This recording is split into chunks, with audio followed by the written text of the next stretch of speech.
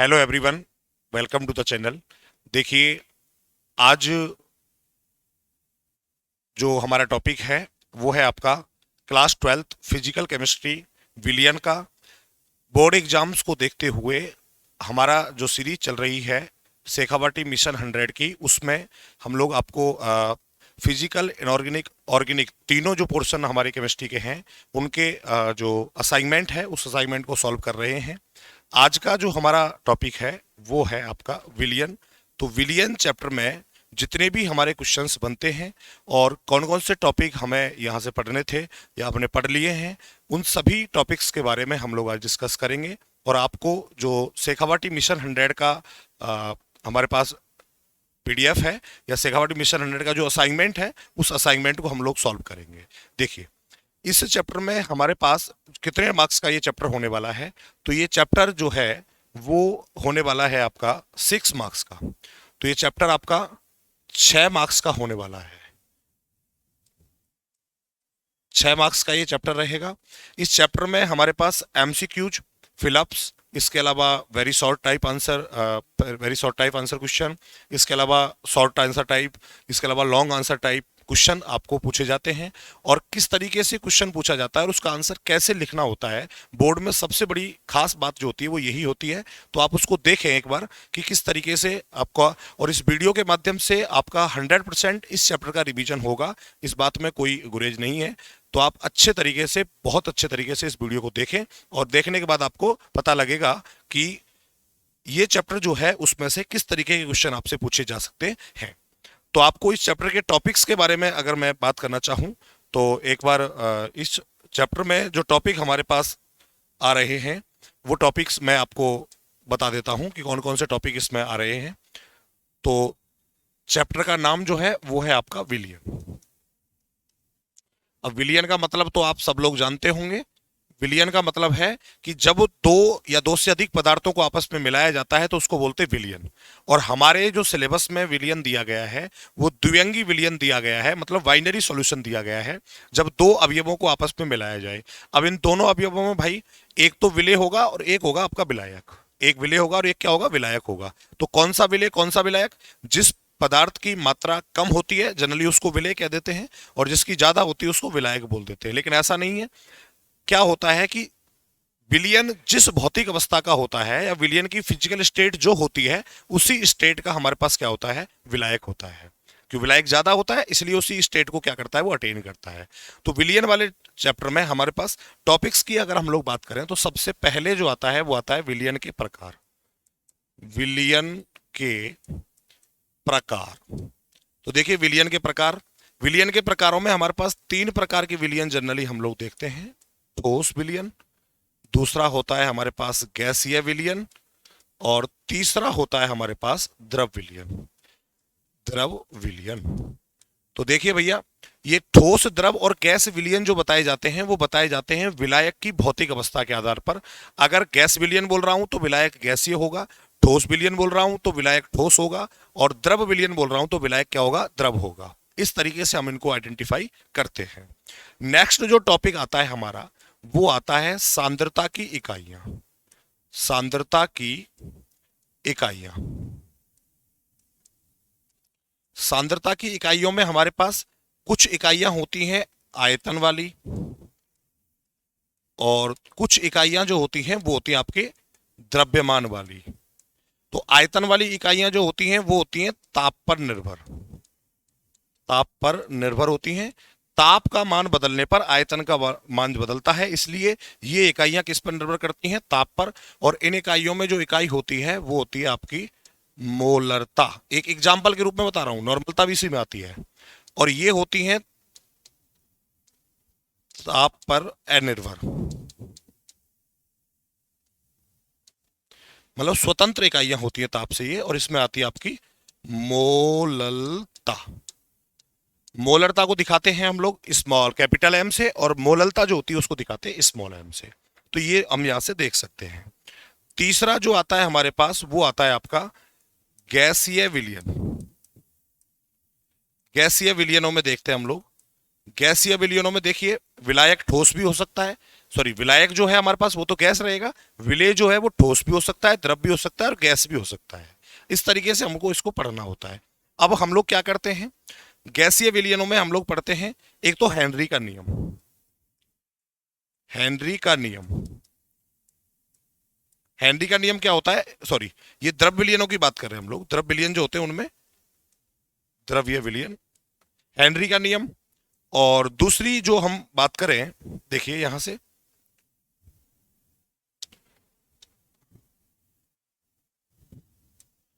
द्रव्य विलयनों में हेनरी का नियम पढ़ते हैं। हेनरी के नियम में हमको पढ़ना होता है एक तो नियम, दूसरा पढ़ना होता है इसके अनुप्रयोग, और तीसरा जो पढ़ना होता है हमको इसमें वो पढ़ना होता है बेटा जी आपके इसकी सीमाएं, कि हेनरी का नियम किन किन पर लागू होता है और किन किन विलयनों पर लागू नहीं होता है।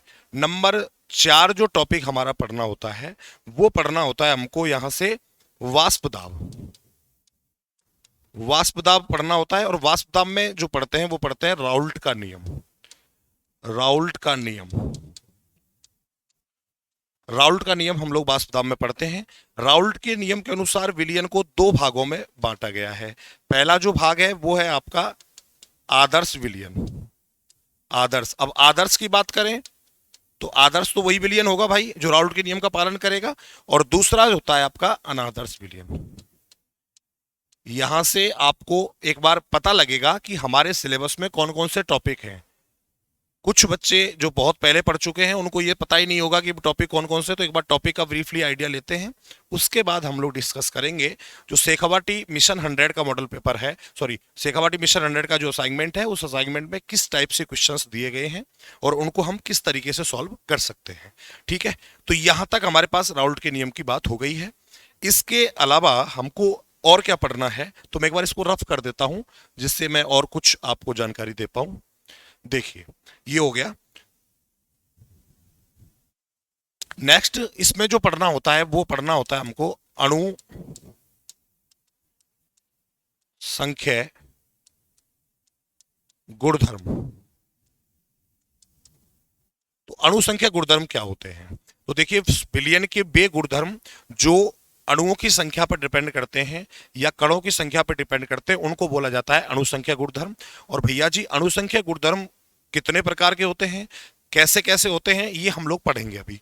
तो हमारे पास अणुसंख्या गुणधर्म होते हैं 4 प्रकार के। कितने प्रकार के होते हैं, 4 प्रकार के। कोई ना कोई अणुसंख्या गुणधर्म से हर बार बोर्ड में एक सवाल जरूर पूछा जाता है। तो हमारे पास पहला जो अणुसंख्या गुणधर्म है वो है आपका वाष्प दाब में आपेक्षिक अवनमन, relative lowering in vapour pressure. दूसरा relative lowering in vapour pressure, relative lowering in vapour pressure. दूसरा जो कॉलिगेटिव प्रॉपर्टी है हमारे पास वो है आपका क्वथनांक में उन्नयन। उन्नयन को बोलते हैं वृद्धि, उन्नयन को बोलते हैं वृद्धि, इसको बोलते हैं हम लोग क्वथनांक में उन्नयन। क्वथनांक में उन्नयन, elevation in boiling point, elevation in boiling point. Number 3 जो कॉलिगेटिव प्रॉपर्टी है वो है हमारे पास हिमांक में अवनमन। अवनमन को बोला जाता है कमी। ठीक है, तो यहां से हमारे पास बनेगा depression in freezing point, depression in freezing point. Next जो कॉलिगेटिव प्रॉपर्टी नंबर 4 है उसको बोलते हैं कॉलिगेटिव प्रॉपर्टी नंबर 4 उसको बोलते हैं परासरण या परासरण एवं परासरण दाब।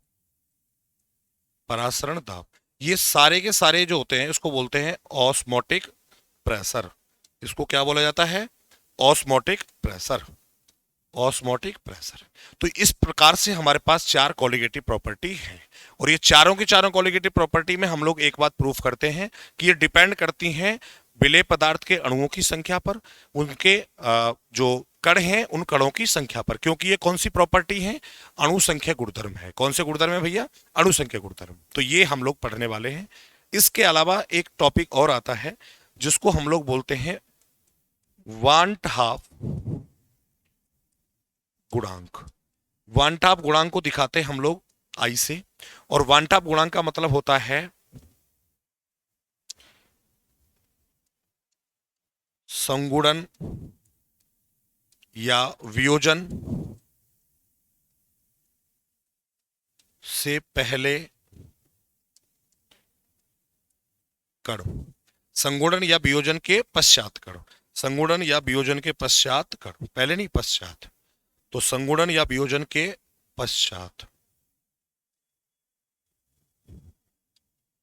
पश्चात कण बटा संगुणन या वियोजन के बाद से, वियोजन से पहले कण। तो ये चीज हमको यहां से क्या होती है, पढ़नी होती है। तो ये टॉपिक सारे हमको पढ़ने होते हैं।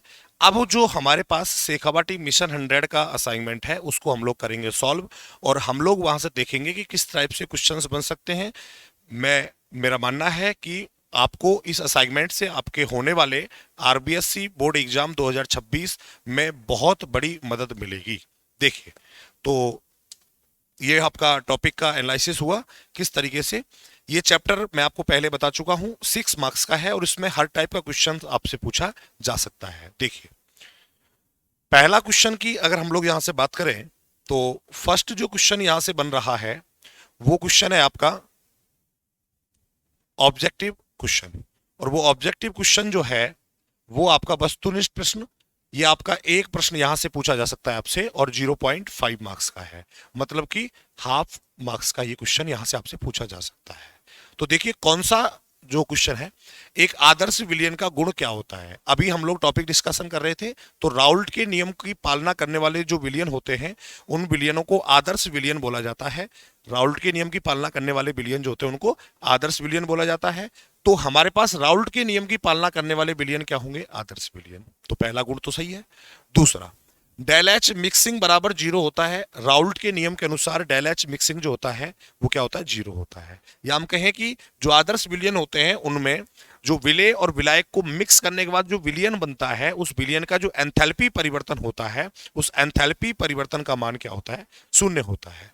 नेक्स्ट, डेल्टा वी मिक्सिंग क्या होता है, 0। जब विलयन आइडियल है तो मतलब विलेय और विलायक का जितना आपके पास आयतन होगा उतना ही सेम आयतन किसका होगा, विलयन का होगा। इसलिए डेल वी मिक्सिंग 0 क्या, डेल वी मिक्सिंग क्या होता है, 0 होता है। तो मतलब इस क्वेश्चन का आंसर होगा उपरोक्त सभी। मतलब एक आदर्श विलयन के गुण कौन कौन से होते हैं, राउल्ट के नियम की पालना करते हैं, डेल एच मिक्सिंग 0 होता है, डेल वी मिक्सिंग 0 होता है, और ऐसे विलयन जो राउल्ट के नियम के क्या करते हैं, पालना करते हैं, उनको क्या बोला जाता है, आदर्श विलयन।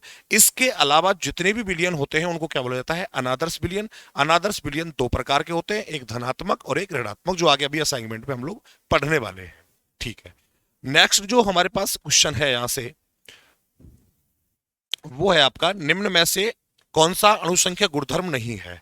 तो बेटा जी, अणुसंख्या गुणधर्म अभी हमने आपको 4 बताए थे। पहला, वास्तव में आपेक्षिक अवनमन। दूसरा, क्वथनांक उन्नयन। तीसरा, हिमांक में अवनमन। चौथा, परासरण दाब। तो देखिए, हिमांक में अवनमन बिल्कुल है, परासरण दाब बिल्कुल है, क्वथनांक में उन्नयन बिल्कुल है, लेकिन पृष्ठ तनाव किसी भी प्रकार का अणुसंख्या गुणधर्म नहीं है, क्योंकि अणुसंख्या गुणधर्म केवल वही होते हैं जो डिपेंड करते हैं किस पर, अणुओं की संख्या पर, कणों की संख्या पर। इसलिए ये हमारे पास अणुसंख्या गुणधर्म नहीं होगा। नेक्स्ट जो हमारे पास है वो आपका एक बहुत ही अच्छा और प्यारा सा क्वेश्चन है, शुद्ध जल की मोलरता कैसे ज्ञात करते हैं। देखो अभी इसमें डायरेक्ट ऑप्शन आएगा आपका 55 मोल या मोलर। तो लेकिन हम इसको सॉल्व करते हैं कि ये मोलरता कैसे निकाली गई है। तो देखिए, इसको करते हैं सॉल्व, और सॉल्व करते समय हमको यहां से देखिए भाई, हमसे पूछी गई है शुद्ध जल की मोलरता। शुद्ध जल की मोलरता तो बेटा जी मोलरता का फॉर्मूला होता है वो है आपका मोल अपॉन विलियन का आयतन, विलियन का आयतन, और वो भी किस में बेटा, लीटर में। ठीक है, तो ये हमारे पास मोलरता का फॉर्मूला हो गया। अब हम लोग बात करें कि हमें क्या गिवन है, तो शुद्ध जल जो होता है, शुद्ध जल का सूत्र जो है वो है आपका H2O। शुद्ध जल का सूत्र जो है वो है क्या आपका H2O। शुद्ध जल का घनत्व की बात करें तो घनत्व होता है 1 ग्राम पर ml क्यूब। 1 ग्राम पर लीटर होता है, 1 ग्राम पर लीटर होता है, शुद्ध ml, सॉरी, 1 ग्राम पर ml। मतलब कि अगर हम लोग बात करें तो ये। अब दूसरी बात, हमारे पास शुद्ध जल का आयतन कितना ले रखा है, आयतन ले रखा है आपका 1 लीटर, 1 लीटर। तो यहां से अगर हम लोग बात करें कि शुद्ध जल का द्रव्यमान कितना आएगा, शुद्ध जल का द्रव्यमान निकाल दें, तो द्रव्यमान कैसे निकालेंगे, D upon V, D multiply V. मतलब कि आप जानते हैं घनत्व बराबर द्रव्यमान बट्टे आयतन होता है, तो द्रव्यमान निकालना है तो घनत्व गुणा आयतन करेंगे। तो यहां से 1 मल्टीप्लाई 1000 आ जाएगा, लीटर में हमारे पास, ml में निकालेंगे 1000 आ जाएगा। तो यहां से हमारे पास 1000 ग्राम इसका हमारे पास द्रव्यमान आ जाएगा। तो द्रव्यमान आ गया हमारे पास। अब इसकी मोलरता निकालनी है हमको, तो हम लोग कैसे निकालें, तो मोल निकाल लेते हैं पहले। मोल किसके मोल निकालने हैं, शुद्ध जल के। तो शुद्ध जल का हमें अणुभार और चाहिएगा, तो शुद्ध जल का अणुभार कैसे निकालें, शुद्ध जल का अणुभार, अणुभार कैसे निकालें, देखो अणु क्या है H2O। तो अणुभार निकालने के लिए हाइड्रोजन 2 हैं, तो 2 गुणा 1 प्लस 16 इसका होता है, तो टोटल हमारे पास कितना आ जाएगा, 18 आ जाएगा। शुद्ध जल का अणुभार 18। तो मोल निकालने के लिए हम लोग क्या करेंगे यहां से कि ग्राम में भार बट्टे अणुभार, इसको जब हम यहां से काटेंगे तो 55.55 मोल हमारे पास यहां से आ जाएंगे। तो इसके मोल आ गए। अब हमें निकालना है मोलरता। तो शुद्ध जल की मोलरता के लिए मोल कितने आए हैं, 55.55 मोल अपॉन 1 लीटर। तो मोलरता कितनी आ जाएगी भाई हमारे पास, 55.55 मोल। आपको समझ में आ गया होगा मेरे ख्याल में, एक बार देख लें आप इसको। शुद्ध जल की मोलरता ज्ञात करनी थी, मोल अपॉन लीटर में आयतन जो होता है उसका फॉर्मूला होता है। जल का घनत्व तो हमने निकाला 1 ग्राम ml क्यूब है, और शुद्ध जल का आयतन जो है वो 1 लीटर है। शुद्ध जल का द्रव्यमान हमें पूछा गया, द्रव्यमान निकाला तो घनत्व गुणा आयतन कर लिया, तो द्रव्यमान हमारे पास आ गया 1000 ग्राम इसका द्रव्यमान हुआ। तो शुद्ध जल का अणुभार जो है वो आपका 18 आया, और मोल निकालने के लिए ग्राम में भार बट्टे अणुभार फॉर्मूला लगाया, और मोल हमारे पास यहाँ से आ गए। तो टोटल हम लोग बात करें कि मोल नहीं बेटा, यहाँ आएगा आपका मोलर, ये मोल नहीं आएगा यहाँ, क्योंकि मोल अपॉन लीटर को हम लिखते हैं मोलर में, बड़ा वाला M, ये आएगा मोलर। चलते हैं नेक्स्ट। तो बेटा जी हमारे पास जो ऑप्शन नंबर फर्स्ट है वो यहां से इसका राइट आंसर होगा, 55.5 मोलर। नेक्स्ट जो क्वेश्चन है, निम्नलिखित 0.1 m बिलियन में निम्न में से किसका क्वथनांक सर्वाधिक होगा। देखिए क्वथनांक की बात करें तो क्वथनांक जो है उसमें उन्नयन एक अणुसंख्यक गुणधर्म है, और हम लोग देखेंगे किसका क्वथनांक ज्यादा होगा। तो बेटा जी जिसके नंबर ऑफ आयंस ज्यादा होंगे उसका क्वथनांक क्या होगा, ऑब्वियसली ज्यादा होगा। तो नंबर ऑफ आयंस की हम लोग अगर बात करें तो देखिए हमारे पास यहाँ जो दे रखे हैं कण, वो उनमें नंबर ऑफ आयंस की अगर हम बात करें तो हमारे पास बेटा यहाँ होंगे Na प्लस और Cl माइनस, मतलब कि 2 आयन तो यहाँ होंगे पहले वाले में। दूसरे ऑप्शन की अगर हम बात करें तो बेटा यहां से बनेंगे Mg+2 और 2Cl माइनस, तो बेटा यहां से हमारे पास बनेंगे 3 आयन। यूरिया की बात करें तो यूरिया डिसोसिएट नहीं होगा यहां से, मतलब हमारे पास एक टोटल कुल एक ही रहेगा। और AlCl3 की बात करें तो Al+3 + 3Cl माइनस, बोले तो इसके बनेंगे 4 आयन। तो आप सब लोग देख पा रहे हैं सबसे ज्यादा आयन जो हमारे पास यहां से बन रहे हैं वो AlCl3 के बन रहे हैं, इसलिए सबसे ज्यादा जो क्वथनांक होगा वो AlCl3 का होगा। बोर्ड का बहुत ही फेवरेट क्वेश्चन है, एक बार फिर बता देता हूं कि जिसके आयन जितने ज्यादा उतने ज्यादा उसका क्वथनांक होगा। आयन जिसके ज्यादा होंगे उसका क्वथनांक उतना ही ज्यादा होगा। चलते हैं नेक्स्ट क्वेश्चन की तरफ। नेक्स्ट जो क्वेश्चन है हमारे पास, प्रभाजी आसवन द्वारा किसे पृथक नहीं किया जा सकता है। देखिए हमारे पास एक मिक्सचर होता है जिस मिक्सचर को बोलते हैं एजियोट्रॉपिक मिक्सचर, स्थिर क्वाथी मिश्रण जिसका क्वथनांक स्थिर होता है।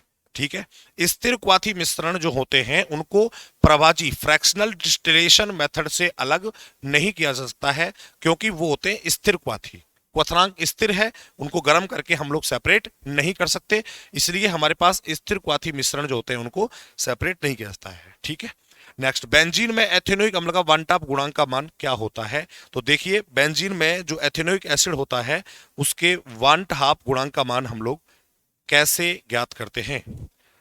तो यहां से इसके लिए चलते हैं हम लोग बोर्ड पर और देखिए हमारे पास है वन हाफ गुणांक। वन हाफ गुणांक का फॉर्मूला क्या होता है, इसका फॉर्मूला होता है कि संगुणन ऑब्लिक वियोजन के पश्चात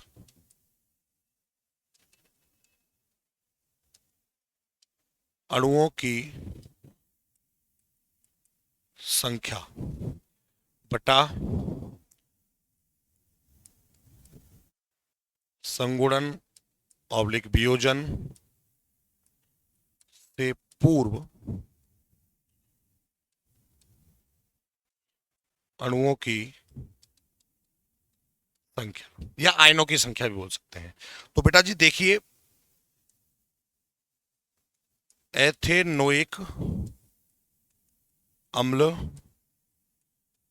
बेंजीन में संगुणित होकर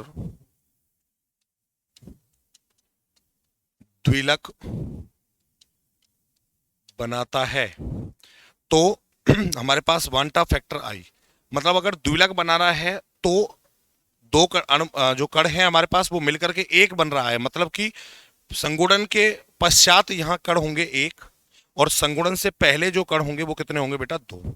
तो यहां से हमारे पास जो आंसर बनने वाला है वो 0.5 बनने वाला है। इसका कोई मात्रक नहीं होता है क्योंकि ये दोनों के दोनों हमारे पास क्या होते हैं, कण ही होते हैं, संगुणन से पहले और संगुणन के बाद में, या वियोजन से पहले वियोजन के बाद में। तो आपसे संगुणन या वियोजन किसी भी रेस्पेक्ट में क्वेश्चन पूछा जा सकता है। ठीक है, तो यहां से हमारे पास जो आंसर बनेगा इसका वो आंसर बनेगा 0.5 मोल। कितना बनेगा बेटा जी, 0.5 मोल। 0.5 मोल हमारे पास यहां से इसका आंसर बन जाएगा। नेक्स्ट जो हमारे पास है वो है आपका जल में नमक डालने पर किसका मान बढ़ता है। देखिए जल में अगर हम लोग नमक डालेंगे तो हमारे पास क्वथनांक जो है उसका मान क्या होगा, बढ़ेगा। अब क्यों बढ़ेगा वो देखिए एक बार। क्वथनांक का मान क्यों बढ़ेगा, क्योंकि जल जो है वो एक वाष्पशील विलेय है और वाष्पशील विलायक है, उसमें हम नमक डाल देंगे तो नमक होता है अवाष्पशील। अवाष्पशील को डालेंगे तो क्वथनांक में उन्नयन होता है। किसमें उन्नयन होता है, क्वथनांक में, क्योंकि अणुसंख्या गुणधर्मों में दूसरी प्रॉपर्टी जो है वो है क्वथनांक में उन्नयन, तो क्वथनांक बढ़ जाएगा। अब वो क्वथनांक बढ़ेगा तो इसका मतलब यह है कि जल में नमक डालने से क्वथनांक बढ़ेगा, तो इसका बी ऑप्शन जो होगा वो यहां से क्या होगा, राइट ऑप्शन होगा। जलीय विलयन में विलेय के पूर्ण वियोजन के लिए वन टॉप गुणांक का मान किस यौगिक के लिए अधिकतम होगा। सेम क्वेश्चन वही पहले वाला, अभी बता रहा था आपको वन टॉप फैक्टर वाला, तो उसमें यही क्वेश्चंस के बारे में डिस्कस कर रहा था। नेक्स्ट देखिए आप लोग, इसमें पूछा गया है कि एक तो है हमारे पास KCl। तो बेटा जी मैं एक एक ऑप्शन ले लेता हूं और ऑप्शन के हिसाब से इसको सॉल्व करता हूं। KCl जो है वो टूटेगा आपका K प्लस और Cl माइनस में, और यहां हो जाएंगे हमारे पास दो आयन। नेक्स्ट जो है बी ऑप्शन मेरे पास, उसमें हमारे पास है NaCl। तो NaCl के हमारे पास Na plus plus Cl minus बराबर दो आयन NaCl के बन जाएंगे। अगला जो है बेटा वो है हमारे पास ऑप्शन सी K2SO4। तो बेटा जी 2K plus plus SO4 2 minus हमारे पास यहां से बनेगा, और इसमें हमारे पास 3 आयन यहां से बनेंगे। नंबर 4 जो हमारा ऑप्शन है वो है, देखिए यहां से 2 आयन बनेंगे, यहां से 2 आयन, एक Na प्लस और एक Cl माइनस, यहां से बनेंगे हमारे 2K प्लस और SO4 माइनस 2 आयन, और बेटा जी यहां से बनेंगे Mg प्लस 2 और SO4 माइनस 2 आयन। तो 2 आयन यहां से बन रहे हैं, 2 आयन यहां से बन रहे हैं, और 2 ही आयन यहां से बन रहे हैं। लेकिन एक हमारे पास ऐसा सेट है इसमें जिसमें हमारे पास 2 और 1 3 आयन प्रोड्यूस हो रहे हैं, और मैं आपको बता चुका हूं कि वांटा फैक्टर जो होता है उसमें हमारे पास संगुणन या वियोजन के पश्चात अणुओं की संख्या बटा संगुणन या वियोजन के पहले अणुओं की संख्या को हम लोग वांटा फैक्टर कहते हैं। तो इसका जब वांटा फैक्टर हम लोग निकालेंगे तो बेटा हमारे पास सबसे ज्यादा जो अणु आ रहे हैं वो अणु आ रहे हैं K2SO4 में। किसके लिए आ रहे हैं? K2SO4। 3 अणु आ रहे हैं, तो वांटा फैक्टर का मान इसका 3 हो जाएगा, क्योंकि वियोजन के पश्चात 3 अणु और वियोजन से पहले एक अणु था K2SO4। तो इस क्वेश्चन का जो राइट आंसर यहां से बनेगा वो ऑप्शन नंबर सी जो है वो इसका राइट आंसर होगा, सा, K2SO4। नेक्स्ट जो हमारा क्वेश्चन है वो है क्वेश्चन नंबर 9। हाँ, निम्न में से कौन सी गैस जो है वो हेनरी नियम का पालन नहीं करती है? हेनरी नियम की सीमाएं जब हम पढ़ते हैं तो हेनरी नियम की सीमाओं में एक बात आती है कि ऐसी गैसें जो आपस में रिएक्शन कर लेती हैं या फिर विलयन में जाकर के टूट जाती हैं, डिसोसिएट हो जाती हैं, या फिर वो अपने अपने आयनों में वियोजित हो जाती हैं, उनको हम लोग हेनरी नियम की पालन करने वाली गैस नहीं कहते हैं, या ऐसी गैसें हेनरी नियम का पालन नहीं करती हैं। तो देखिए यहां हमारे पास He जो है वो केवल अकेली है, तो ये टूटेगी नहीं। N2 गैस जो है वो भी नहीं टूटेगी, O2 गैस भी नहीं टूटेगी, क्योंकि ये N2, O2 और He ये तीनों जो है वो गैसियस फॉर्म में है। HCl भी गैसियस फॉर्म में है, लेकिन HCl जो है वो अपने आयन H प्लस और Cl माइनस में वियोजित हो जाएगी, इसलिए ये हेनरी नियम का पालन नहीं करती है। तो यहां हमारे पास जो ऑप्शन बनेगा वो ऑप्शन बनेगा आपका HCl। ऐसी गैसें देखो, HCl के अलावा और कौन सी गैसें होती हैं? जैसे NH3 जो होता है वो भी हेनरी नियम का पालन नहीं करता है, CO2 होता है वो भी हेनरी नियम का पालन नहीं करता है। सॉरी, CO2 करता है हेनरी नियम का पालन, NH3 जो है वो हेनरी नियम का पालन नहीं करता है, क्योंकि NH3 के पास लॉन पेयर प्रेजेंट होता है, और लॉन पेयर जो है NH3 का जो लॉन पेयर है उसकी वजह से ये बेस की फॉर्म में काम करता है, और एसिड का H प्लस ले लेता है, मतलब एसिड से क्या कर लेता है? रिएक्शन कर लेता है, इसलिए NH3 जो है वो हेनरी नियम का पालन नहीं करती है। नेक्स्ट चलते हैं अगले क्वेश्चन। वाष्पशील द्रवों के विलयन में किसी अवयव का आंशिक दाब समानुपाती होता है। वाष्पशील द्रवों के विलयन में किसी अवयव का आंशिक दाब समानुपाती होता है, ये मोल अंश के समानुपाती होता है। राउल्ट का नियम जो है वो साफ साफ लिखा हुआ है आपके सामने। राउल्ट के नियम के अनुसार वाष्पशील द्रवों के विलयन में किसी अवयव का आंशिक दाब होता है P।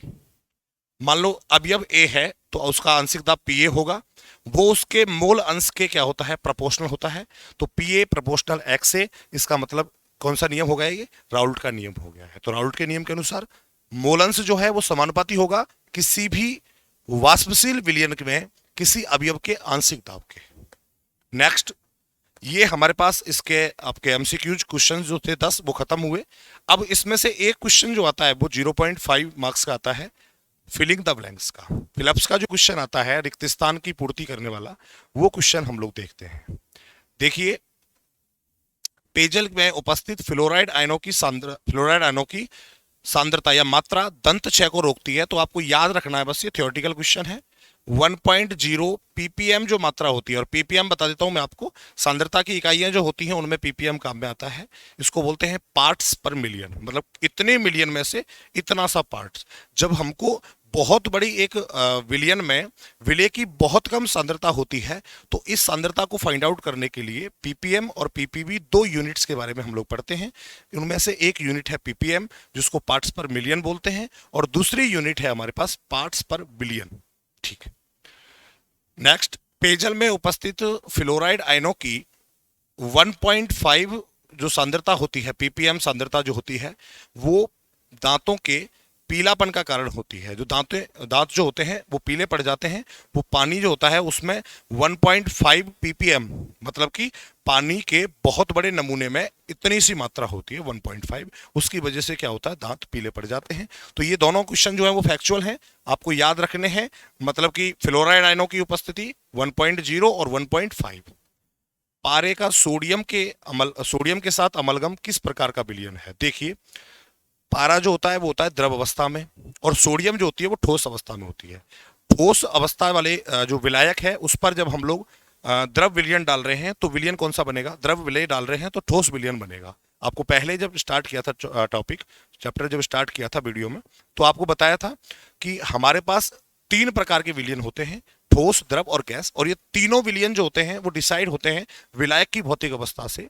तो विलायक की भौतिक अवस्था जैसी होगी वैसे ही हमारे पास विलयन होगा। मतलब कहने का यह है कि अगर पारे का सोडियम के साथ अमलगम बनाया जा रहा है तो सोडियम ठोस अवस्था में होगा, मतलब यहां से जो विलयन बनने वाला है वो आपका ठोस विलयन बनेगा। और पेपर में एक क्वेश्चन 100% यहां से पूछा जाता है। 3 टाइप की विलयन, ठोस, द्रव और गैस, तीनों के 3-3 विलयन होते हैं। गैस में 3 प्रकार, ठोस में 3 प्रकार और द्रव में 3 प्रकार। चलते हैं। ताप के बढ़ने पर किसी गैस की द्रवों में विलेयता क्या होती है? देखिए, ताप अगर बढ़ाएंगे तो विलेयता कम होगी या बढ़ेगी? बिल्कुल सिंपल क्वेश्चन है। आपने किसी पदार्थ को किसी पदार्थ में मिलाया, आपने उसका ताप बढ़ाया, ताप बढ़ाएंगे तो आयतन जो है वो कम होगा। या हम कहें कि गैस जो है, हम ताप बढ़ाने पर गैस की द्रवों में, तो गैस के जो अणु हैं उनकी गतिज ऊर्जा क्या होगी? बढ़ेगी। और गतिज ऊर्जा बढ़ेगी तो अणु बाहर जाएंगे, और अणु बाहर जाएंगे तो विलेयता कम होगी। अणु अगर बाहर जाएंगे तो विलेयता कम होगी। जैसे मान लो दुर्गंध आ रही है पानी के अंदर, और जब दुर्गंध में पानी को हम लोग गर्म करते हैं तो गर्म करने के बाद जो गैसें उसमें घुली हुई हैं बदबू वाली, वो गैसें बाहर निकल जाती हैं, और उसके बाद में क्या होता है, पानी बिल्कुल शुद्ध और पीने लायक हो जाता है।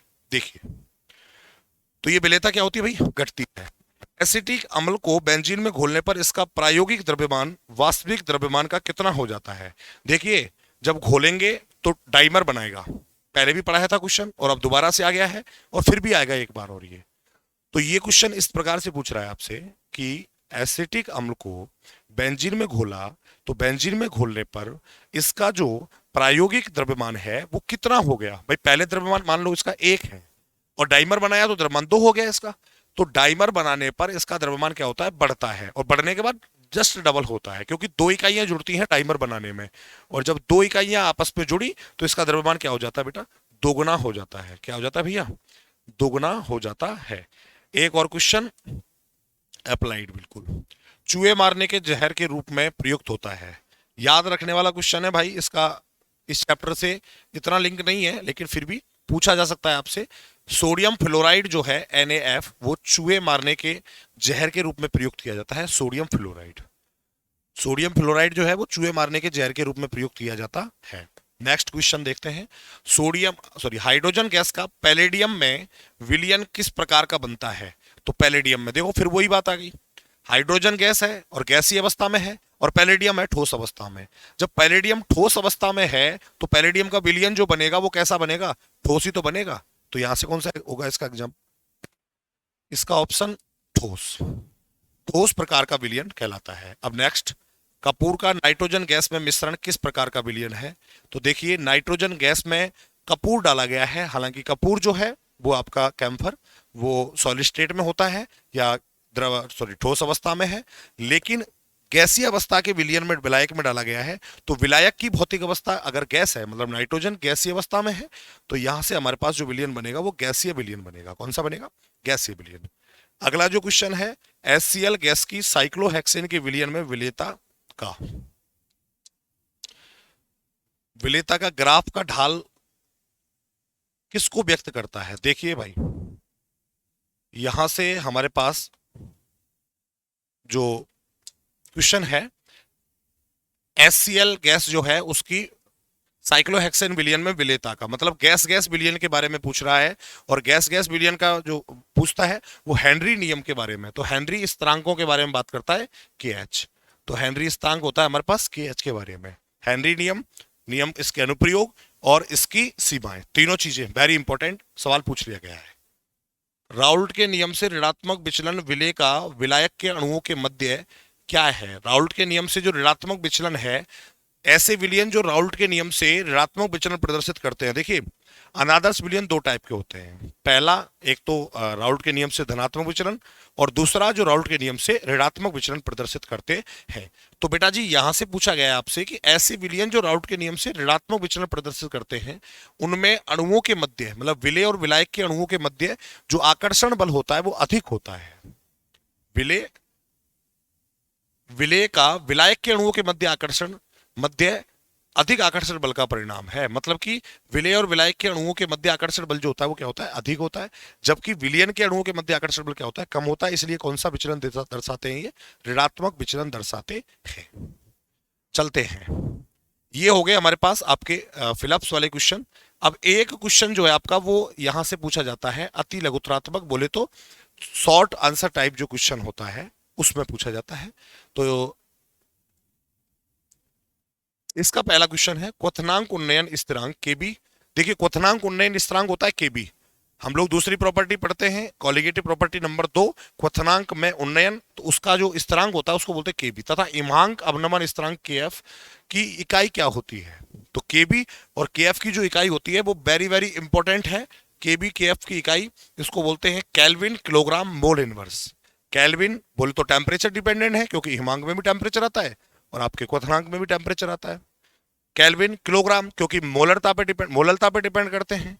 अरे केबी और केएम जो होते हैं वो डायरेक्टली प्रोपोर्शनल होते हैं। केबी बराबर, sorry, proportional KM proportional M. मोललता के क्या होते हैं, ये प्रोपोर्शनल, इसलिए किलोग्राम आएगा और मोल इसमें आएगा इनवर्स में। तो केल्विन किलोग्राम मोल इनवर्स याद रखने वाला है, केल्विन किलोग्राम मोल इनवर्स। प्रतिलोम परासरण किसे कहते हैं, इसका उपयोग क्या होता है। देखिए, परासरण क्या कहते हैं पहले तो, उसके बाद प्रतिलोम परासरण किसे कहते हैं। विलयन पर परासरण दाब से अधिक बाहरी दाब लगाने पर शुद्ध विलायक अर्धपारगम्य झिल्ली द्वारा विलयन से बाहर निकल जाता है। मतलब परासरण की क्रिया क्या होती है कि शुद्ध विलायक के कण जो होते हैं वो बाहर नहीं जाते हैं, लेकिन परासरण दाब जो है उससे अधिक दाब हमने लगा दिया। देखिए, मान के चलो हमारे पास इस तरीके से एक कंटेनर है, उसमें दो तरफ विलयन भरा हुआ है और इस पर हमने दाब लगाया भाई, और ये दाब लगाया हमने परासरण दाब से अधिक दाब। तो परासरण दाब से जब अधिक दाब हम इस पर लगाएंगे तो विलायक के जो कण हैं, शुद्ध विलायक के, वो अर्धपारगम्य झिल्ली द्वारा विलयन से बाहर हो जाएंगे, अर्थात परासरण की दिशा बदल जाएगी। मतलब हमारे घर में जो आरओ है, बिल्कुल है, तो उस आरओ में जो प्रोसीजर यूज होता है वो होता है प्रतिलोम परासरण का, रिवर्स ऑस्मोसिस। आरओ जो लगा हुआ है उसकी फुल फॉर्म है रिवर्स ऑस्मोसिस। तो रिवर्स ऑस्मोसिस जो है उसके अंदर कौन सी क्रिया होती है कि पानी भरा हुआ है और पिस्टन जो है वो परासरण दाब से अधिक दाब लगाया जा रहा है, और जो अर्धपारगम्य झिल्ली है वो फिल्टर होते हैं। आरओ में जो फिल्टर होते हैं वो अर्धपारगम्य झिल्ली है। तो झिल्ली पर दाब लगाया जा रहा है, और दाब कितना, परासरण दाब से अधिक दाब लगाया जा रहा है। इसका मतलब शुद्ध विलायक जो है वो यहां से क्या हो जाएगा, बाहर, और आप जो पानी पी रहे हो वो पानी फिल्टर होकर आपके पास मिल जाएगा। तो इसका जो अनुप्रयोग है वो है आपका समुद्री जल के शोधन में। भाई, समुद्रों का जल होता है खारा, कैसा होता है बेटा, खारा। तो समुद्री जल का शोधन करना है तो आप क्या कर सकते हैं, रिवर्स ऑस्मोसिस करके उसका शोधन कर सकते हैं। देखिए, नेक्स्ट जो है हमारे पास, जलीय जीवों के लिए गर्म जल की तुलना में ठंडे जल में रहना अधिक आरामदायक होता है, क्यों। बहुत ही अच्छा क्वेश्चन। देखिए, गर्म जल की अपेक्षा ठंडे जल में रहना अधिक आरामदायक क्यों होता है, क्योंकि देखिए, क्योंकि जो जलीय जीव होते हैं उनको चाहिए ऑक्सीजन। अरे जिंदे हैं तो ऑक्सीजन तो चाहिएगी, तो ऑक्सीजन चाहिए उनके लिए। तो ऑक्सीजन की मात्रा गर्म जल में कम और ठंडे जल में ज्यादा होती है, क्योंकि अभी थोड़ी देर पहले ही हमने बताया था, टेम्परेचर बढ़ाने के साथ गैसों की विलेयता जो है वो क्या हो जाती है, घट जाती है। टेम्परेचर बढ़ेगा तो गैसों की विलेयता घटेगी, और टेम्परेचर बढ़ाने के साथ गैसों की विलेयता अगर घट रही है तो हम कह सकते हैं कि हमारे पास O2 की जो विलेयता है वो गर्म जल की अपेक्षा ठंडे जल में क्या होती है, ज्यादा होती है, इसलिए जलीय जीव आराम से रह सकते हैं।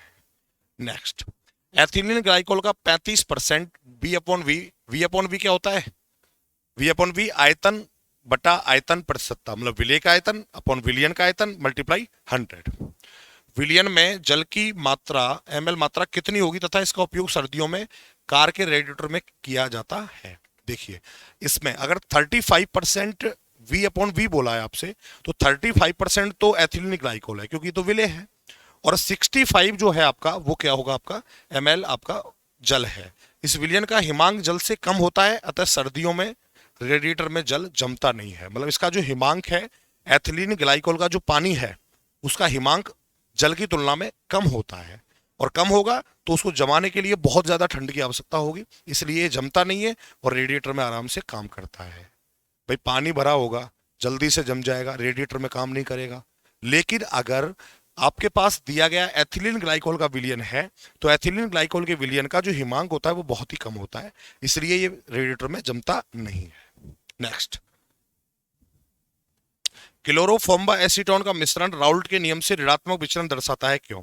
वेरी वेरी इंपॉर्टेंट क्वेश्चन, बहुत ही इंपॉर्टेंट। देखिए, क्लोरोफॉर्म और एसीटोन का मिश्रण, सबसे पहली बात, क्लोरोफॉर्म का formula CaCl3, acetone CH3CO CH3। इन दोनों का जो मिश्रण होगा वो होगा हमारे पास ऋणात्मक विचलन दर्शाने वाला विलयन। अब वो कैसे? क्योंकि एसीटोन और क्लोरोफॉर्म को मिलाने पर हमारे पास हाइड्रोजन बंध बनता है। कौन सा बंध बनता है? हाइड्रोजन बंध। अभी पहले वाले असाइनमेंट में, मतलब कि जो फिलिप्स था उसमें भी क्वेश्चन पूछा गया था। तो जब हाइड्रोजन बंध बनता है तो विलयन के बीच में तो बंध बनता है, वो तो प्रबल आकर्षण वाला बन गया, हाइड्रोजन बंध बन गया हमारे पास में। मध्य हाइड्रोजन बंध बनते हैं जिससे आकर्षण बल प्रबल हो जाता है, जिसके कारण ऋणात्मक विचलन प्रदर्शित करते हैं। मतलब कि जब ये दोनों आपस में मिलते हैं तो मिलने के बाद इनमें बनता है हाइड्रोजन बॉन्ड। क्या बनता है बेटा जी? Hydrogen bond. और हाइड्रोजन बॉन्ड बनने के कारण जो बंध बनता है इनके बीच में, वो बंध हो जाता है प्रबल, और प्रबल बॉन्ड होने के कारण इनका जो मिश्रण है वो मिश्रण दिखाता है आपको ऋणात्मक विचलन। किससे? राउल्ट के नियम से। चलिएगा next, question number 6। Question number 6, विलयन की मोललता ताप पर अपरिवर्तित क्यों रहती है? अभी थोड़ी देर पहले ही बताया था। विलयन जो होता है उसकी मोलरता जो होती है वो तो ताप पर निर्भर करती है, क्योंकि आयतन होता है उसमें और आयतन ताप पर निर्भर करता है। लेकिन मोललता जो होती है, देखो परिभाषा सुनो मोललता की एक बार। किसी भी विलेय के या किसी भी 1000 ग्राम या 1 किलोग्राम विलायक में घुले हुए विलेय के मोलों की संख्या को क्या बोलते हैं? मोललता बोलते हैं। तो कहीं भी आयतन तो नहीं आया, और आयतन नहीं आया इसका मतलब ये ताप पर निर्भर नहीं करेगी। देखो द्रव्यमानों पर निर्भर करती है, अर्थात द्रव्यमान ताप से अप्रभावित रहते हैं, अतः मोललता का मान ताप पर निर्भर नहीं करता, इसलिए इसे सांद्रता का वैज्ञानिक मात्रक भी कहा जाता है। देखिए सांद्रता जो है बदलनी नहीं चाहिए, ताप से जो नहीं बदल रही है इसलिए वैज्ञानिक मात्रक कहा जाता है। और एक और इंपॉर्टेंट बात जो आपको नहीं पता है कि किसी भी विलयन के लिए हम लोग जब यूज करते हैं कॉलिगेटिव प्रॉपर्टी में, तो मोललता को यूज करते हैं, मोलरता को यूज नहीं करते हैं, क्योंकि कॉलिगेटिव प्रॉपर्टी में टेम्परेचर चेंज होता है, और टेम्परेचर चेंज होगा तो बेटा जी मोललता जो है वो चेंज हो जाएगी। हाँ, परासरण दाब जो है उसमें मोललता का यूज करते हैं, मोलरता का यूज करते हैं। बाकी तीनों कॉलिगेटिव प्रॉपर्टी में हम किसका यूज करते हैं? मोललता का यूज करते हैं, स्मॉल m का, क्योंकि ये टेम्परेचर इंडिपेंडेंट है, टेम्परेचर पे डिपेंड नहीं करती है। चलते हैं आगे। मोल अंश को परिभाषित कीजिए। ये क्वेश्चन बार बार बोर्ड में पूछा जाता है। मोल अंश को परिभाषित कीजिए। विलयन के किसी अवयव के मोलों की संख्या। देखो मोल अंश जो होता है उसको क्या कहते हैं? मोल अंश, मोल अंश, देखो मोल अंश जो है उसको क्या क्या कह सकते हैं? उसको मोल अंश कह सकते हैं, मोल प्रभाज कह सकते हैं, उसको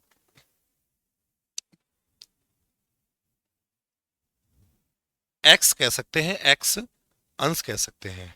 अब ये किसका अंश है?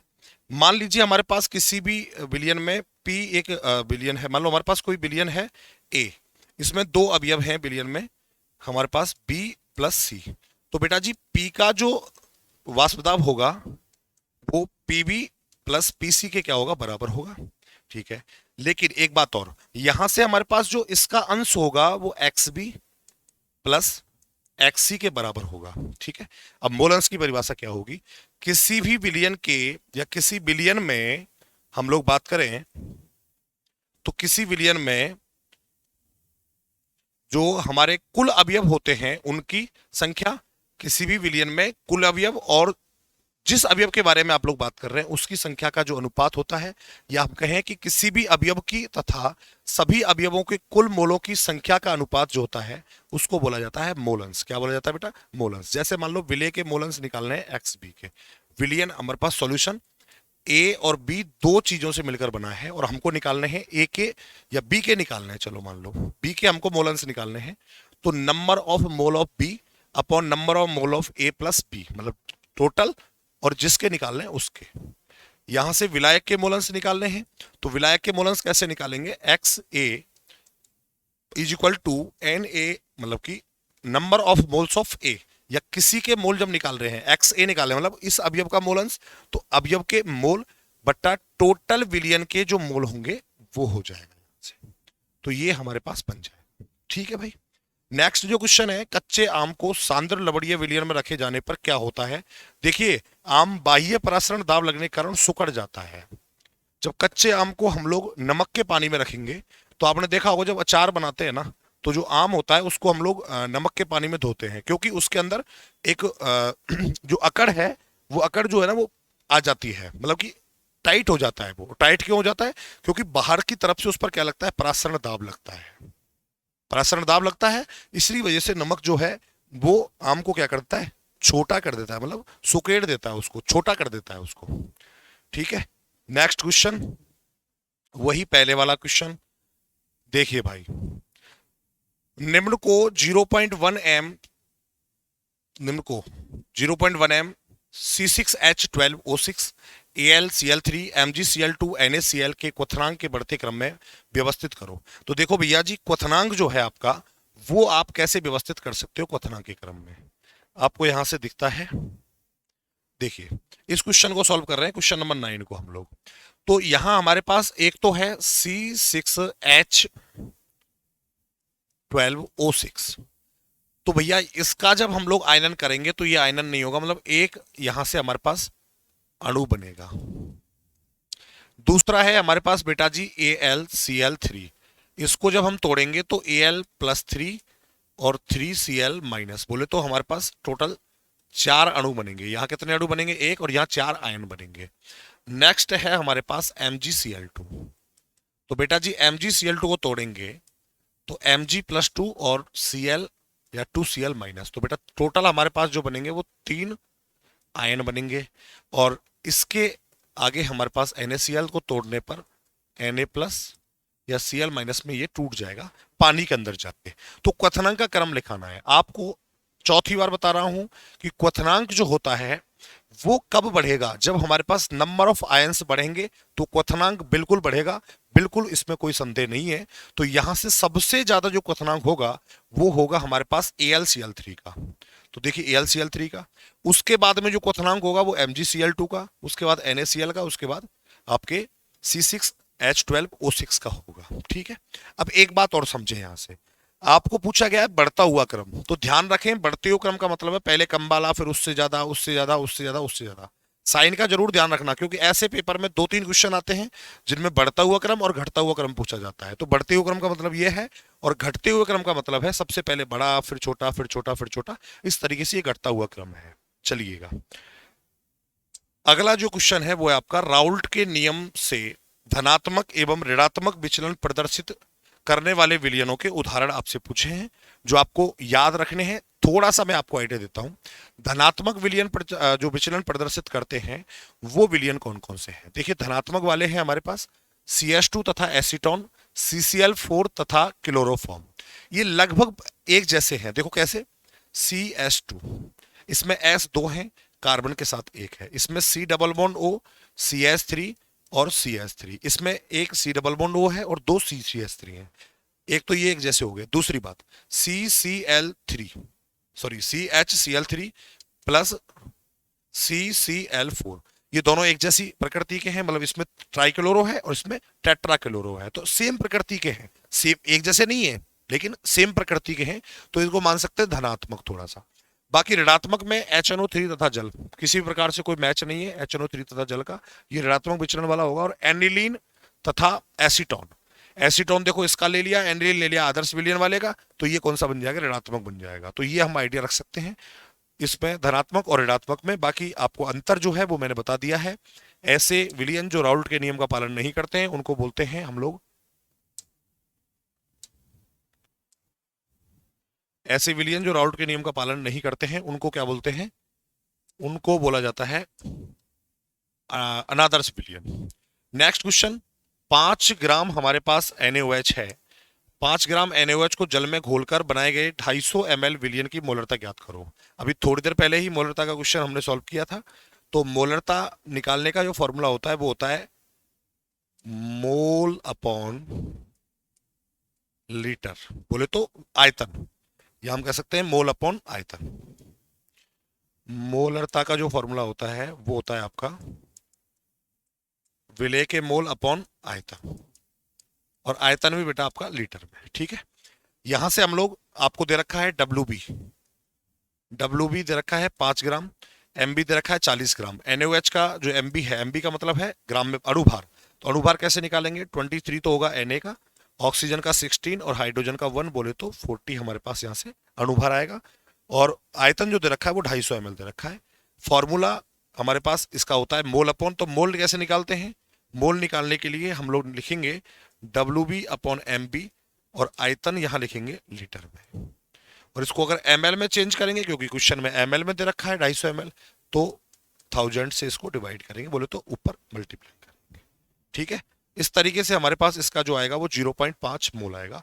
मोलरता का सवाल पेपर में बनता है, इसलिए इसको जरूर याद रखना भाई।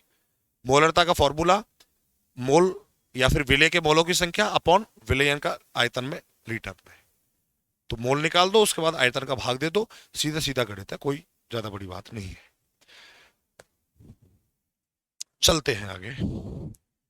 ताप बढ़ाने पर ताप बढ़ाने पर हेनरी के स्थिरांक पर क्या प्रभाव पड़ता है। देखिए, हेनरी का जो स्थिरांक है उस पर क्या प्रभाव पड़ेगा। ताप बढ़ाने के साथ साथ हेनरी का जो स्थिरांक है KH, वो क्या होता है, बढ़ता है। ताप बढ़ाएंगे तो हेनरी का स्थिरांक क्या होता है, बढ़ता है। क्यों होता है ऐसा, देखिए, क्योंकि हेनरी के नियम के अनुसार क्या होता है कि किसी भी गैस के घुलने की जो मात्रा होती है वो बढ़ती है उसके आंशिक दाब के साथ साथ, और जो बढ़ती है, तो हम लोग क्या कर रहे हैं, इसको ताप बढ़ा रहे हैं। ताप बढ़ा रहे हैं तो इसका जो स्थिरांक का मान है वो क्या हो जाएगा, बढ़ जाएगा, क्योंकि गैस के घुलने की जो मात्रा है वो क्या होती है, बढ़ती है ताप बढ़ाने के साथ साथ। ठीक है, तो यहां से जर्मन सिल्वर तथा कांसा, पीतल, जर्मन सिल्वर तथा कांसा धातु में उपस्थित के नाम बताइए। देखो, ये सवाल आपसे दो तरीके से पूछा जा सकता है, एक तो डी ब्लॉक में पूछा जा सकता है, और इसको सवाल को हम लोग यहाँ आपके इसमें भी मान सकते हैं, क्योंकि ये सॉल्यूशन में भी है, और ये मिक्सचर जो होता है वो सॉल्यूशन होता है एक तरीके से। देखिए, पीतल जो होता है, पीतल उसमें आता है कॉपर और जिंक, कॉपर और जिंक, ये तो आते हैं पीतल में। ठीक है, और कांसा जो होता है उसमें आता है आपका टिन और तांबा, तांबा को बोलते हैं कॉपर। नेक्स्ट, जर्मन सिल्वर में ये तीन आते हैं, कॉपर, जिंक और निकल, ये आते हैं जर्मन सिल्वर में। ठीक है, इसको बोला जाता है बेटा जी आपका ब्रास, इसको बोला जाता है ब्रॉन्ज, ब्रॉन्ज इसको बोलते हैं ब्रॉन्ज, ब्रॉन्ज। तो ब्रॉन्ज इसको बोलेंगे तो जेड वाला इसमें नहीं आएगा, और इसको बोलते हैं ब्रास तो एस वाला नहीं आएगा, जेड वाला तो इसमें आएगा, मतलब सीयू तो दोनों में आएगा, लेकिन जेड वाला इसमें आएगा ब्रॉन्ज में, और ये किस में आएगा, ब्रास में आएगा। ये बात ध्यान रखना है, इसको आइडिया थोड़ा सा देखो, दोबारा समझ लो इसको। इसको बोलते हैं हम लोग ब्रास, और कांसे को बोलते हैं ब्रॉन्ज। तो ब्रॉन्ज में जेड आ रहा है मतलब जिंक नहीं आएगा, ब्रास में एस आ रहा है मतलब टिन नहीं आएगा, इतना ध्यान रखना। बाकी जर्मन सिल्वर का आप ध्यान रख सकते हैं, ये होते हैं। नेक्स्ट क्वेश्चन है हमारे पास, क्वेश्चन नंबर 14, विलियन में उपस्थित विलेय की अति सूक्ष्म मात्रा को किस विधि से प्रदर्शित करते हैं। तो दो प्रकार के हम लोग यहाँ फिनोमिना देख सकते हैं, एक तो पार्ट्स पर मिलियन। देखो ये क्या होता है, PPM क्या होता है, देखो विलेय अवयव का नमूना अपॉन विलियन का आयतन मल्टीप्लाई 10⁶, ये तो होता है पार्ट्स पर बिलियन। एक होता है PPB, इसमें क्या होता है, विलेय अवयव का नमूना या मात्रा अपॉन विलियन का आयतन मल्टीप्लाई 10⁹ इसको बोलते हैं पार्ट्स पर बिलियन। तो ये दो फॉर्मूले आपको याद रखने हैं, पार्ट्स पर मिलियन और पार्ट्स पर बिलियन। चलिएगा, विलय के भागों की संख्या और विलियन के कुल भागों की संख्या, इसको बोला जाता है पार्ट्स पर मिलियन मल्टीप्लाई 100 10⁶। देखो भैया, नेक्स्ट जो आपका है यहां से वो है सामान्य ताप बढ़ाने पर गैसों की द्रव्य विलेयता घटती है क्यों। देखो भाई, ताप बढ़ाने से गैस के कणों के बीच की गतिज ऊर्जा बढ़ती है जिसके कारण विलयन से बाहर हो जाते हैं। इसलिए इसमें क्या होता है कि विलयन के जो अणु हैं उनके ताप बढ़ाने पर गतिज ऊर्जा बढ़ने के कारण ये विलयन से बाहर हो जाते हैं, इसलिए उनकी जो घुलने की मात्रा है या हम कहें कि विलेयता वो क्या हो जाती है, कम हो जाती है। आया समझ। चलते आगे, वही क्वेश्चन है, रिपीट हो गया है दोबारा से। सोडियम अमलगम में विलेय एवं विलायक के नाम लिखो। तो आपको पता है विलेय जो है वो तो आपका मरकरी, जब कभी भी अमलगम बनता है तो सॉलिड पर बनता है। जैसे पैलेडियम का अमलगम H2 गैस का, तो H2 तो होगा विलेय और पैलेडियम क्या होगा आपका, विलायक।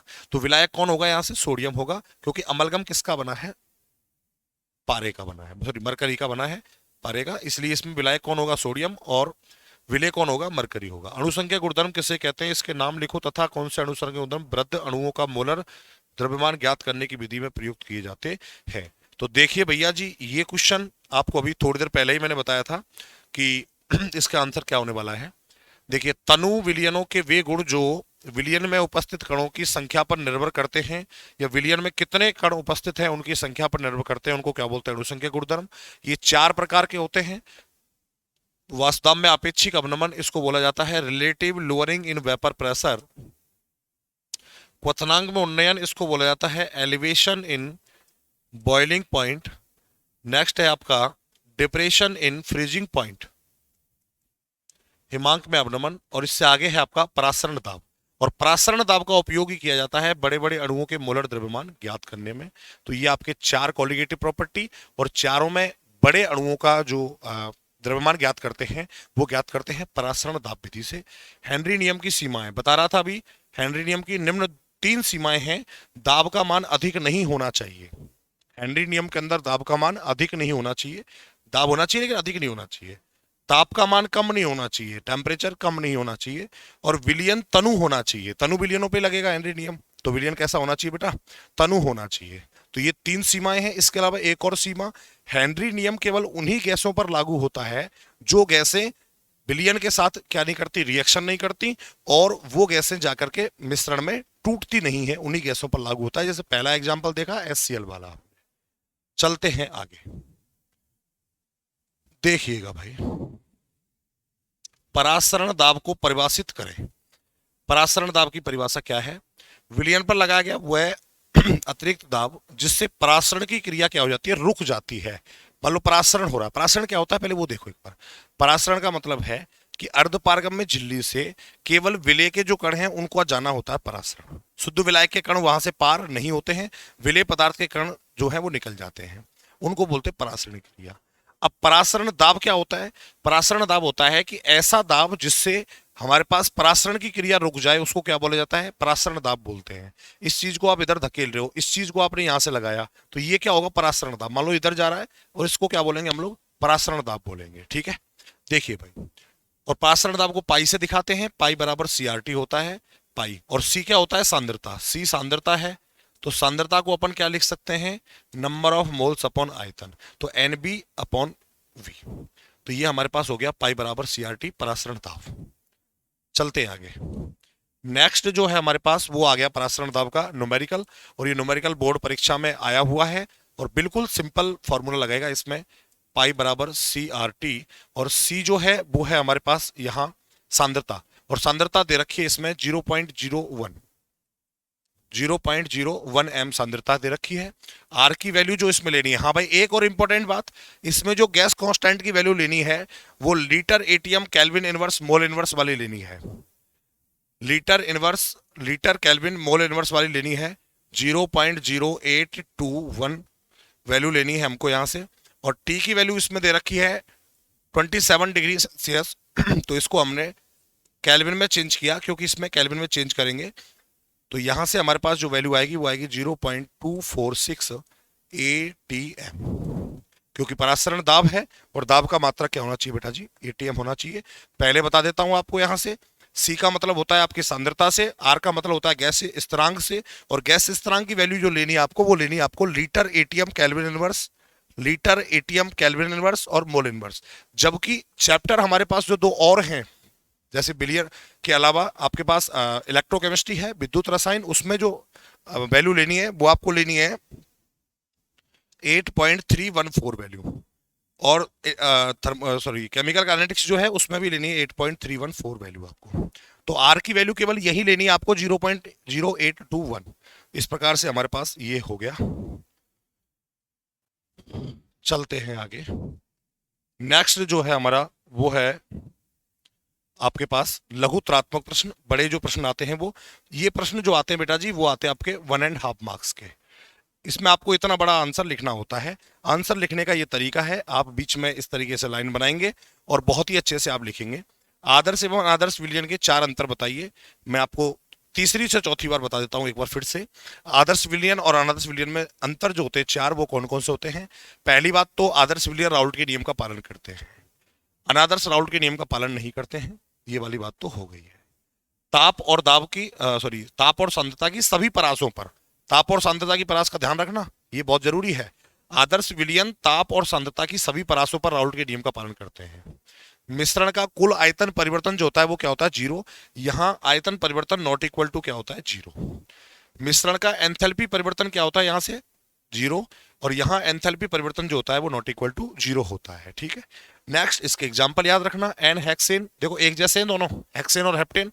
ब्रोमोएथिन, क्लोरोएथिन, बेंजीन और टोलुइन, दोनों क्या है, एक जैसे विलयन, मतलब विलय और विलायक। लेकिन एथेनॉल और एसीटोन दोनों अलग अलग प्रकृति के हैं। क्लोरोफॉर्म और एसीटोन दोनों अलग अलग प्रकृति के हैं। इसलिए हमारे पास ये जो है वो आपका आदर्श नहीं अनादर्श विलयन है, और ये क्या है आपका आदर्श विलयन। तो ये हमारे पास बेसिक अंतर हुआ आदर्श और अनादर्श विलयन में। चलते हैं नेक्स्ट असाइनमेंट की तरफ। नेक्स्ट जो है हमारे पास हेनरी का नियम क्या होता है। देखिए हेनरी का नियम क्या है। हेनरी का नियम, इस नियम के अनुसार स्थिर ताप पर किसी गैस की विलेयता गैस के दाब के समानुपाती होती है। देखो स्थिर ताप पर किसी गैस की जो विलेयता होती है एम, वो उसके दाब के क्या होती है, समानुपाती होती है। तो एम बराबर के पी, एम बराबर क्या लगाएंगे यहां से, के पी। और के पी जो के जो है हमारे पास वो है आपका हेनरी कांस्टेंट। तो इसको के एच भी लिख सकते हैं। क्या लिख सकते हैं इसको, के एच लिख सकते हैं। केपी को क्या लिख सकते हैं, के एच। तो यहां से हमारे पास जो बनेगा वो हम एक लिख सकते हैं। यहां से जो हमारे पास बनेगा वो बनेगा आपका कि किसी भी विलयन में विलय के मोल अंश को व्यक्त किया जाए, तो अगर हम किसी गैस का वाष्प अवस्था में आंशिक दाब P प्रोपोर्शनल होगा उस गैस के मोल अंश के, तो x, और यहां से P बराबर के एच एक्स, ये हेनरी का नियम यहां से बन जाएगा। तो P बराबर के एच मल्टीप्लाई एक्स, इसको बोलते हैं हेनरी का नियम। हेनरी नियम के अनुसार किसी गैस का वाष्प अवस्था में जो दाब होगा वो दाब उस गैस के मोल अंश के क्या होता है, समानुपाती होता है। भाई गैस का जो दाब होगा, कितनी दाब बना सकती है गैस, तो गैस जो दाब लगाएगी वो उसके मोल अंश के समानुपाती तो लगाएगी, मतलब जितना मोल होगी उसके उसके मोल अंश के समानुपाती लगाएगी। भाई मान लो एक सिलेंडर में 50 गैसें भरी हुई हैं या फिर 10 गैसें भरी हुई हैं, तो 10 गैसों में से कोई भी गैस कितना दाब लगाएगी, जितना उसका मोल अंश होगा उतना दाब लगाएगी। तो P प्रोपोर्शनल एक्स और P बराबर के एक्स, के एच एक्स, और के एच क्या है यहां से, हेनरी कांस्टेंट। अगला क्वेश्चन, हेनरी नियम के अनुप्रयोग लिखिए। देखिए हेनरी नियम के निम्न 3 अनुप्रयोग यहां से हम लोग बता सकते हैं। 3 अनुप्रयोग कौन कौन से हैं बेटा जी। पहला अनुप्रयोग है कि शीतल पेय होता है या सोडा वाटर की जो बोतल होती है उसको उच्च दाब पर CO2 गैस को बंद करते हैं। क्यों करते हैं, क्योंकि उच्च दाब पर बंद करने से विलेयता बढ़ जाती है उसकी, इसलिए उसको उच्च दाब पर बंद करते हैं। दूसरा जो एप्लीकेशन है वो आपकी दो एक बीमारी है। 2 बीमारी कौन कौन सी है, एक बेंड है और एक है एनोक्सिया। बेंड्स क्या होता है कि जब गोताखोर जो होता है, समुद्री गोताखोर, वो जब नीचे समुद्र में जाता है स्कूबा डाइवर, तो समुद्र में जाते समय वहां का जो प्रेशर होता है, वहां का जो गैस जो होती है वो गैस उच्च दाब पर लगता है, वहां पर क्या लगता है, उच्च दाब। और रक्त के अंदर गैसों की जो घुलनशीलता जो होती है वो क्या हो जाती है, बढ़ जाती है। और जैसे ही वो ऊपर आता है तो सारी गैसें एकदम से बाहर निकलती हैं। एकदम से बाहर निकलने की वजह से इसमें क्या होता है, उसको अत्यधिक पीड़ा होती है। गोताखोर जब सतह पर आता है तो सारी गैसें बुलबुलों के रूप में रक्त से बाहर निकलती है, इससे अत्यधिक पीड़ा होती है, इस बीमारी को बोलते हैं बेंड्स। इस बेंड्स के इलाज के लिए क्या किया जाता है कि 11.7% हीलियम,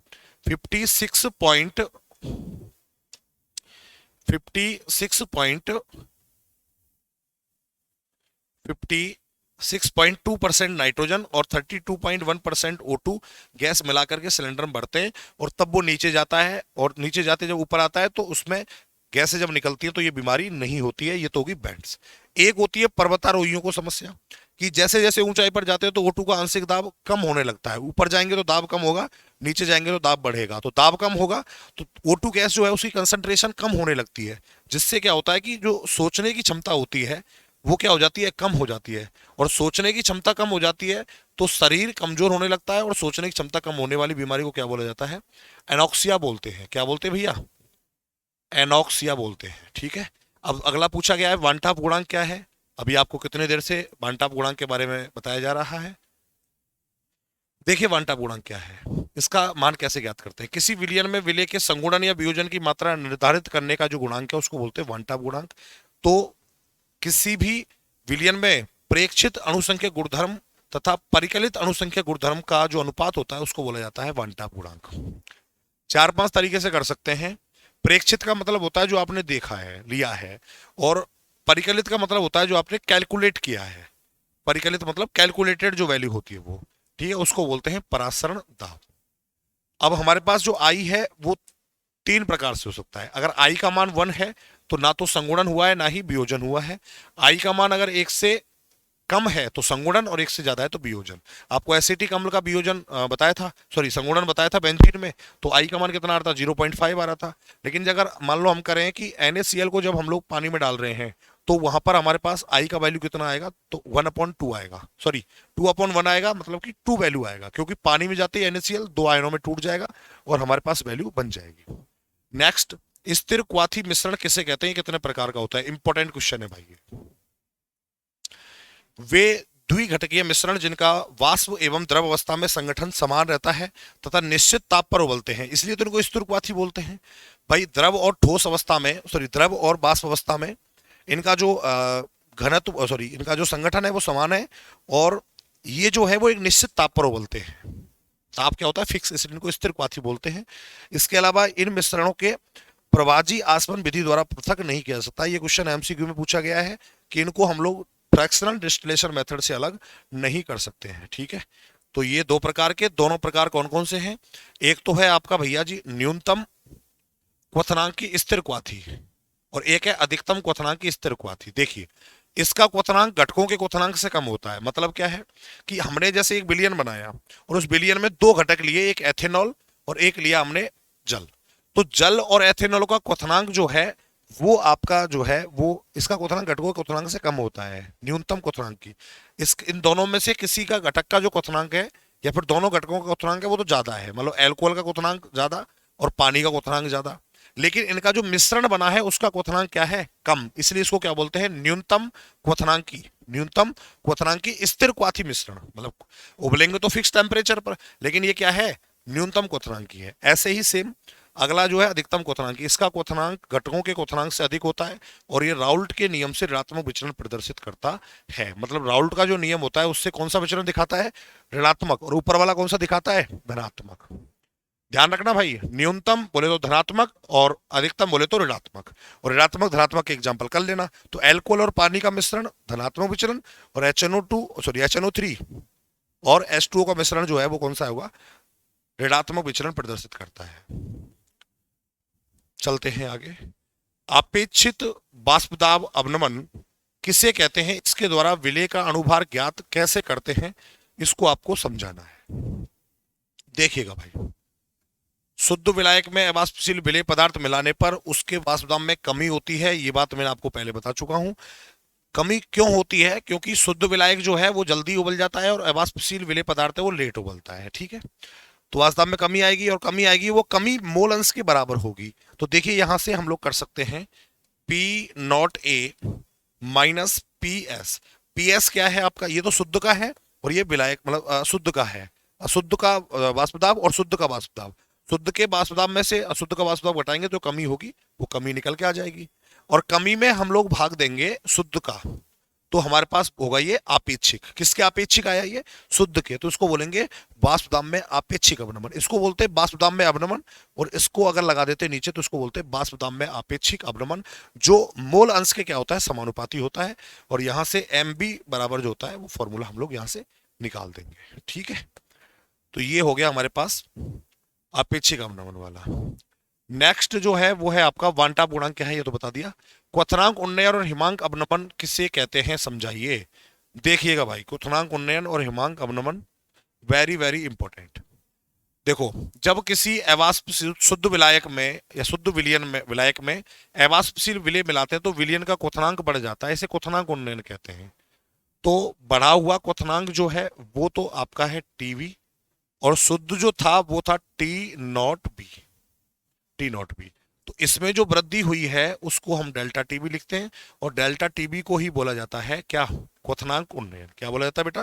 क्वथनांक उन्नयन।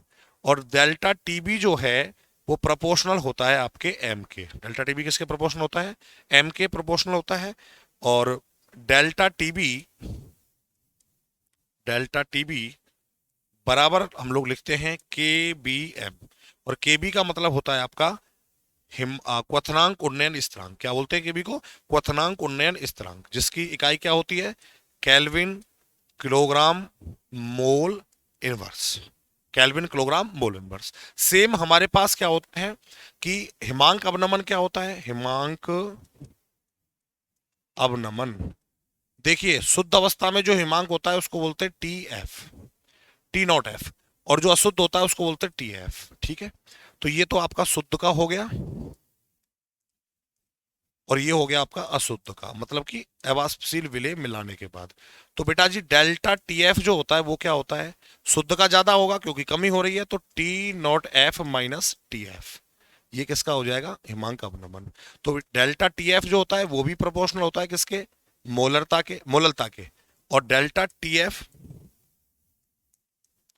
बराबर हम लोग लिखेंगे के एफ एम, और के एफ को क्या बोलते हैं? इसको बोलते हैं हिमांक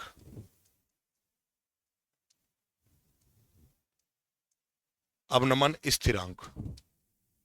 इसको बोला जाता है हिमांक अवनमन स्थिरांक। इसका मात्रक होता है केल्विन किलोग्राम मोल इनवर्स। ठीक है भाई, ये हो गया काम। चलिएगा, ये हमारे पास नेक्स्ट है मोलरता, और मोलरता से किस प्रकार भिन्न है, दोनों की परिभाषा, दोनों के फॉर्मूले हम लोग लिखेंगे यहां से। ये क्वेश्चन हमारा इस प्रकार से बन जाएगा।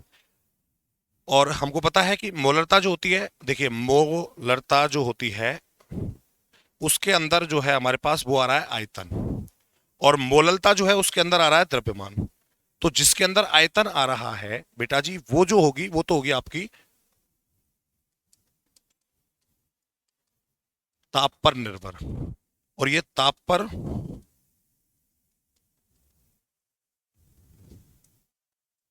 अनिर्भर होगी, स्वतंत्र होगी ताप से। ठीक है, तो इसलिए इसमें एक बेसिक अंतर हो गया कि एक तो ताप पर डिपेंड करती है, दूसरी ताप पर डिपेंड नहीं करती है। ठीक है, तो इस तरीके से हम लोग यहां कर सकते हैं।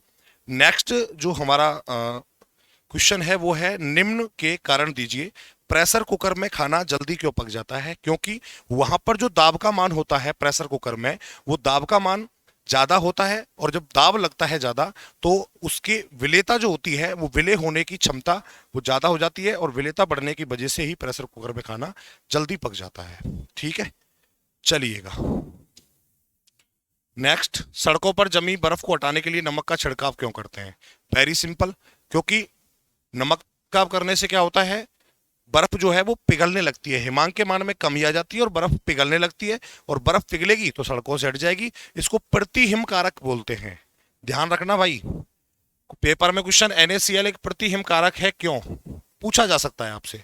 तो NaCl एक प्रतिहिम कारक है क्योंकि NaCl एक प्रतिहिम कारक है क्योंकि NaCl जो है वो उसका छिड़काव करने पर अवाष्पशील विलय बर्फ जो होती है वो क्या होती है, यहां से हट जाती है, इसलिए इसको हम लोग क्या बोलते हैं, प्रतिहिम कारक बोलते हैं। परासरण किसे कहते हैं? परासरण दाब से अणुभार ज्ञात करने का सूत्र बताइए। देखिए परासरण किसे बोलते हैं, जब अर्धपारगम्य झिल्ली से हमारे पास जो शुद्ध विलायक है उसके कणु पार हो जाते हैं, या फिर हम कहें कि अर्धपारगम में झिल्ली में होकर के अशुद्ध विलायक के जो अणु होते हैं या विलायक के जो कण होते हैं वो तो विलेय के जो कण होते हैं वो निकल जाते हैं, विलायक के कण नहीं निकलते हैं। उस क्रिया को बोलते हैं परासरण, और परासरण क्रिया में जो रोकने के लिए जो दाब लगाया जाता है उसको बोलते हैं परासरण दाब। शुद्ध विलायक के कण अर्धपारगम में झिल्ली द्वारा निम्न सांद्रता से उच्च सांद्रता की ओर जाते हैं, मतलब जिनकी सांद्रता जहां निम्न होती है वहां से उच्च सांद्रता की ओर जाते हैं, इसको बोलते हैं परासरण। मतलब अशुद्ध से जाएंगे भाई, क्योंकि अशुद्ध में निम्न होगी सांद्रता, और इसका फॉर्मूला ये है। इसके अलावा वही आपको एम भी निकालना है। देखिएगा, आप लोग जानते हैं पाई बराबर सी आर टी, पाई बराबर होता है सी आर टी, पाई बराबर N B upon V R T. आप सब लोग जानते हैं पाई बराबर W B upon M B V R T. आप लोगों को निकालना है एम बी, तो क्या करेंगे, इधर लाएंगे W B upon V R T upon pi. तो ये फॉर्मूला लगा करके यहां से डब्ल्यू भी दिया हुआ है और पाई दिया हुआ है, आर दिया हुआ है और ताप दिया हुआ है, इसको सॉल्व करेंगे और हमारे पास आंसर आ जाएगा यहां से। ठीक है, समपरासी, अल्पपरासी और अतिपरासी विलयन कैसे कहते हैं, वेरी वेरी इंपॉर्टेंट क्वेश्चन है और बड़ा क्वेश्चन बनेगा यहां से। समपरासी वह विलयन जिसमें दो विलयनों का परासरण दाब समान होता है, मतलब पाई वन बराबर पाई टू, इसमें होता है समपरासी विलयन में। पाई वन पाई टू, मतलब इनमें से अल्पपरासी विलयन कौन सा होगा, वह विलयन जिसका परासरण दाब दूसरे की तुलना में कम होता है, तो मतलब ये होगा आपका अल्पपरासी विलयन। पाई टू क्या होगा बेटा जी, अल्पपरासी। और तीसरा जो हमारे पास यहां है वो है आपका अतिपरासी विलयन। तो अतिपरासी कैसे, पाई टू और पाई वन, तो अतिपरासी पाई टू होगा, मतलब पाई वन यहां लिख देता हूं, पाई टू वहां लिख देता हूं, तो ये क्या होगा अतिपरासी। देखिए, परासरण दाब के आधार पर विलयन तीन प्रकार के, अल्पपरासी, अतिपरासी, समपरासी। दोनों का दाब बराबर, परासरण दाब बराबर तो होगा समपरासी, जिसका ज्यादा अतिपरासी, जिसका कम अल्पपरासी। चलते हैं आगे। अनादर्श विलयन के प्रकार की विवेचना करो, दो प्रकार के होते हैं, बता चुके हूं पहले ही। और नेक्स्ट जो है इसमें हमारे पास एसीटोन और क्लोरोफॉर्म का मिश्रण, ये एच बॉन्ड बनाने के लिए। चलिएगा भाई, इस तरीके से आज का ये सेशन जो है हमारा वो पूरा हुआ। आप सभी ने इस सेशन को बहुत अच्छे से देखा होगा, और अंत में मैं यही कहना चाहूँगा कि आप लोग इस सेशन को बहुत अच्छे से देखें, और अगर आपको असाइनमेंट अच्छा लगा हो तो चैनल को सब्सक्राइब करें और वीडियो को आगे तक पहुंचाएं, क्योंकि आपके साथी इस वीडियो का इंतजार कर रहे हैं और बहुत ही अच्छा आपके एग्जाम्स के लिए ये असाइनमेंट रहने वाला है। आप अगर चाहें तो इस असाइनमेंट को 1 से 2 बार देख करके आप अपनी तैयारी को मजबूत कर सकते हैं। 1 घंटे का टाइम इसमें आपने दिया, लेकिन वो बहुत सारगर्भित तरीके से हम लोगों ने आज विलयन की चर्चा की। इसी प्रकार से फिजिकल केमिस्ट्री के और जो 2 लेक्चर हैं हमारे, जो 2 टॉपिक बचे हुए हैं, जिसमें हमारे पास इलेक्ट्रोकेमिस्ट्री और केमिकल काइनेटिक्स, विद्युत रसायन और रासायनिक वल्गत की दोनों चैप्टर्स की बात हम लोग करेंगे और करके उनको आपके सामने लाएंगे। फिर आप उनको देख करके अपने एग्जाम में अपने आप को ले जा सकते हैं। आपके एग्जाम के लिए आपको बहुत बहुत शुभकामनाएं। Thank you so much.